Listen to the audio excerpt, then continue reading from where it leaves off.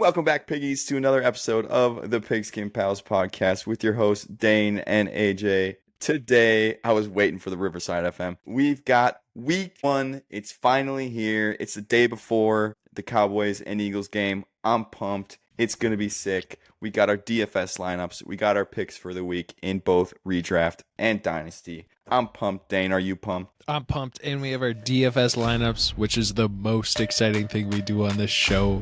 So I can't wait. Goddamn right. So let's get stuck right into it.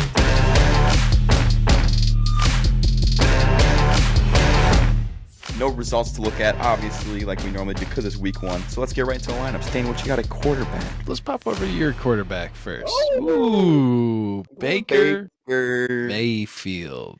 Going up against Joe Flacco. I don't hate it. I don't hate it one bit. I don't hate it one bit. I went to the bottom of the barrel. Yeah, I think we've got a similar vibe here. I don't know if you remember, but the 2 Tampa Bay Atlanta games last year were like super, super high scoring games. I don't really expect that to be much different. I feel like that tends to be how the NFC South divisional games are. They're like really high scoring. We're like, I feel like maybe like the AFC East or whatever. I don't remember what division it is, but they're AFC North. They tend to be a little bit lower scoring. I feel like this is the opposite here. So I like Baker. I think it's going to be a high-scoring game. First game back with new OC. It's going to be sick. Yeah, I had the same thought process because the AFC North are really high-scoring games. They're not at all. But it's the Bengals, to be fair. The Bengals are the one team that give up points. Yeah, so I was thinking target the Bengals. Yeah, we know their defense is bad. They didn't really make any improvements. I'm expecting it to still be bad. We know Joe Flacco is still got some on that arm. And he's got some nice, cheap stacking pieces, maybe. Oh, so, okay. We'll go on to the next one. RB1. Oh, Saquon boy. Barkley. Boy, drag mine down. Saquon Barkley. Okay. It's an impossible matchup not to pick. It really is. You can't not pick Saquon this week. That is nice. I mean, we're going to be watching the game together tomorrow, so it's nice that we won't be like rooting for the Eagles there. So we can go right into the second running back. We'll see if you paid up for Jonathan Taylor. I think mine's also this is our running back combo in our co-ed dynasty league. Chuba. I think Chuba was a great value this week, especially with the matchup. I love the value there. I think he's gonna be he's such a boring name, but he's always so solid. I kind of forgot about that. That is a nice matchup too. My original. Well, I'll go into it after because I don't want to. In case you have the same exact idea, but I got a Jamar Chase as my. Wide receiver one. Bring mine down. Jamar, baby. You're done. That's crazy, dude. I feel like we both saw that there's a lot of cheap options out there. So you probably saw different ones, but we paid up at the top. Well, I'm curious where we're gonna break differently because I think the flex tight end area.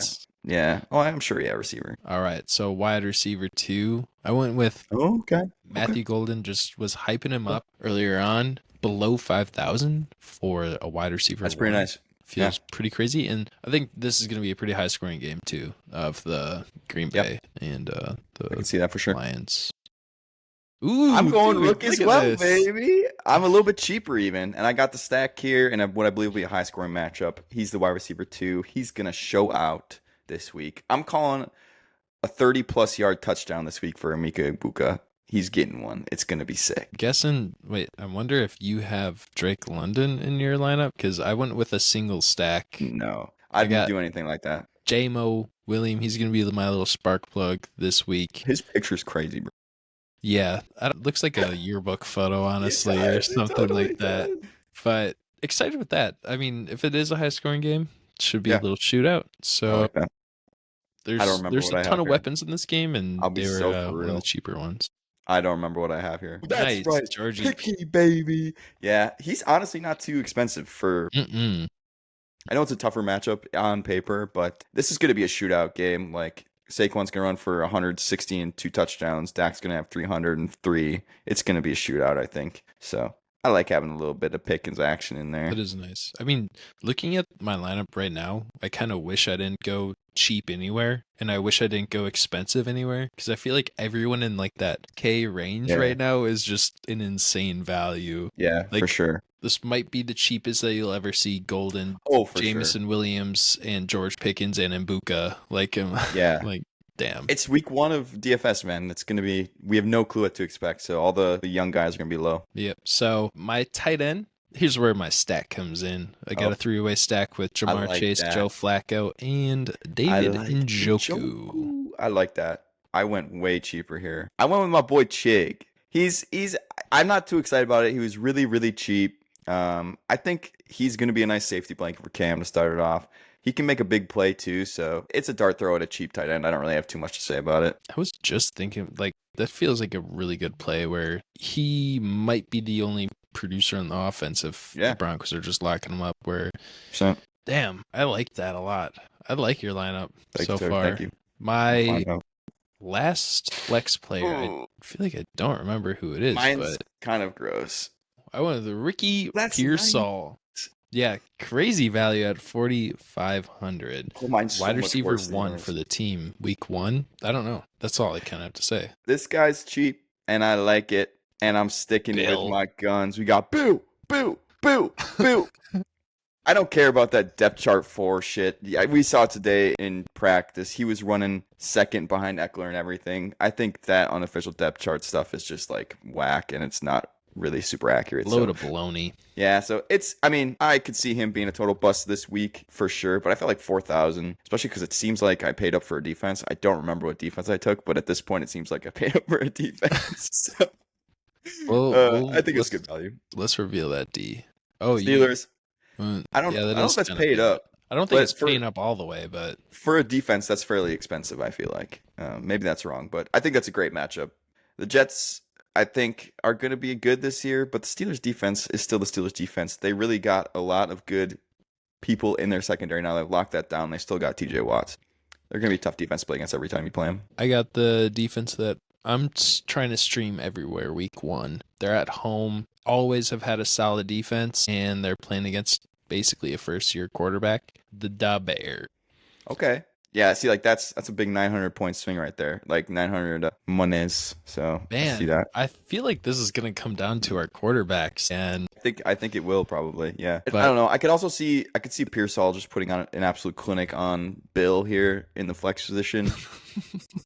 I think that could be a big skew in my favor or in your favor. I think this could be close. There's a lot of like question marks here. There's a lot of big play guys, George Pickens, Jameson Williams, and then we got 2 rookies, you know what I mean? Like, and the big guys that we're confident in, we both got them. So it's not going to be, you know what I mean? Like it's going to come down to crazy that it's going to come down to thing. Yeah. I mean, I feel like those matchups were too juicy. And if we really felt like we had values lower, which obviously we did, then this makes sense. Yeah. Well, stay tuned for next week to see who wins these matchups. And also, new thing we're doing this year too, I'll drop it in the bio, a link to the league, and you can submit a lineup against us too. And we'll probably shout out the best scoring lineup every single week. I mean, it's just going to be us because, I mean, we're the experts. So we're the best. We're the best. So, yeah, stay tuned. Join that. For that. Yeah. It'll be fun. Look at that. Join that. Do some side bites with us. Hell yeah. Moving on to our picks for our leagues. We got redraft first, and we're the same across the board, which I feel like is pretty crazy for a first week of redraft. Maybe that means there's a lot of shitty teams and a lot of good teams, but who knows? I mean, possibly because we were saying we liked Ben's team. I guess we did say that we liked Peter's team too, but we said we liked Luke's team a lot. We liked Ethan's team. Yeah. I think we were hating on Ryan's team. We hated on Ryan's team.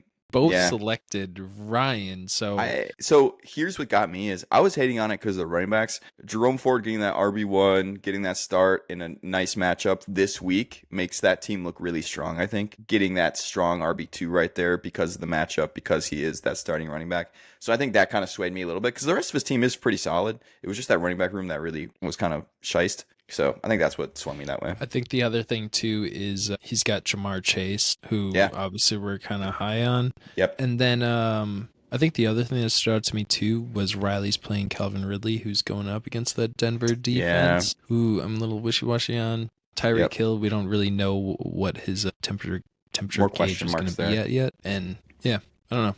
Believing in Ryan. Come on, Ryan. I'll give him this one, and I'll pick someone else the rest of the year. Yeah, for real. And we'll move on to Dynasty, where we do have a couple differences. This is what I more expected the redraft to look like. But I do feel like in Dynasty, we're starting to get to the point where some teams are starting to fold over and new teams are starting to come into the fold as the more powerhouses. We're getting to that shifting point a little bit, which is kind of fun. Like Ethan, all of a sudden, I think early last year, we were like, Ethan is no good, no good, no good. But he made a lot of moves to get good now. So I think his team is going to be one we picked to win a lot this year, which we didn't last year. So I think that's cool. I think Luke is on that edge of switching close. over with getting Genty and Travis Hunter. He's had Rome, your guy. Yeah. He's Jalen Hurts. He's got Baker Mayfield. Yeah, like he's looking like a really nice close team. to teetering that edge. I think he's got that RB2 kind of weird, like Tyrone right there, I think is who he has, which is fine for now. Like you're going to like that to begin the year. I don't know how that will continue on. But yeah, I think he's right about on that edge. Ethan has gone over the edge. I think this is Sam and Jake. They're probably teetering on the edge of moving the other way, if I had to bet, just because of the age of their teams. Still got great players, but the age. So that's kind of shown. I went Ryan this week over Sam, who's the reigning champ. I don't remember exactly what it was that threw me over the edge. I think I just like the matchups more on Ryan's end, and maybe the players in general. Yeah, because like Sam's got that Tyreek Hill that I'm not like super keen on right now. Chris Olave, who I don't have a whole lot of faith in this year. We'll have to see what happens. Nick Chubb is in his starting lineup. I know he's a starter, but he's still an old guy. It's just a couple of guys who I'm not too confident in, whereas Ryan's got that little bit young core that I have more. It's a little bit more fiery and fun. And I swung the other way because of Sam's quarterbacks, Brock Purdy, Lamar Jackson,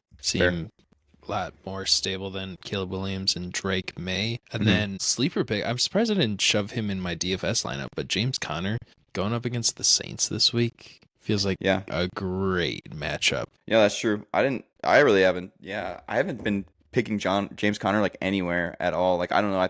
I think he's going to be good as he always is. He's consistent, but he's got to hit that point at some point where he just dies. I kind of like Trey Benson this year. I like Trey Benson a lot. I liked when you picked him. I think he's going to have some more carries this year. I didn't realize, but last year, I just kind of watched our last year's redraft episode. I had Trey Benson in that too. And so I guess I'm just a Trey Benson believer a little guy. You're a Trey Benson guy. We got to lock that in. Let's get some more Trey Benson shares. Let's go on here. Come on. And then the other one we had differently was Peter Jake. You went Jake. All right. I know Jake's. It looks like he's got fairly good matchups. I think Ibuka, AJ Brown. I think Tua's got a pretty good matchup. Brock Bowers is always going to be good. I think the guys there more, but there's a lot of good matchups on Jake's end. Yeah, I think I'm just going to temper the expectations for Ibuka week 1. I can't. He still is a rookie. That's hilarious that you said he can't. He still is a rookie, so we don't know exactly what's going to happen. I mean, seeing Saquon and CMC in Jake's lineup again, he hasn't been able to really play that last year. But like either one of those guys could just win him the week. That's true. Jake's going QB2 list. He might do that a lot this year, from what I can see. He's running no QB. I don't think he's set his lineup. So I also expect Russell or Geno to get into his starting lineup. That may change things. Kenneth Walker is probably going to assume one of the spots of his double tight end. Probably Travis. I'd bet you. I would also try and squeeze Deebo Samuel in your lineup too. Like, I feel like maybe not this week, but maybe next week too, or like in the following weeks. Yeah. But he's definitely got some options. This is one, I think both the Ryan and Sam and Peter J. Most of these matchups obviously can go either way. I wasn't too confident in the Peter Jake or the Ryan Sam. I think I just kind of went with guys I vibe with and like players I vibe with, and that's kind of where I laid my chips. Also, I think the not having QB2 thing really got in my head. Now that he has a QB2, I'm feeling it's all good. How you feeling about week 1? You ready for the game tomorrow? I'm so excited for the game tomorrow. I need to be on a couch. I need to be consuming football. I need to be betting on games. I need to be drinking. I need to be eating some chili. Money in Underdog tonight. I need to put money in Underdog tonight. Okay, I got a free bet, and I made a slip. I'm curious what you think about this. It was an $8 free. Oh, no, I have to update Underdogs. Dude, we'll save that for right now, bro. a later one. I just pulled up. It's like, you got to update. Yeah. Well, thank you for watching. Stay tuned. See what the results churn out. Good luck to everyone. Yes, good luck. Let's hope for a healthy week 1. Yes, Come out no clean injuries. with the same exact lineups. Hell yeah. And Trust your gut. yeah. Play those guys you like. Sack Thanks it. for watching. Bye.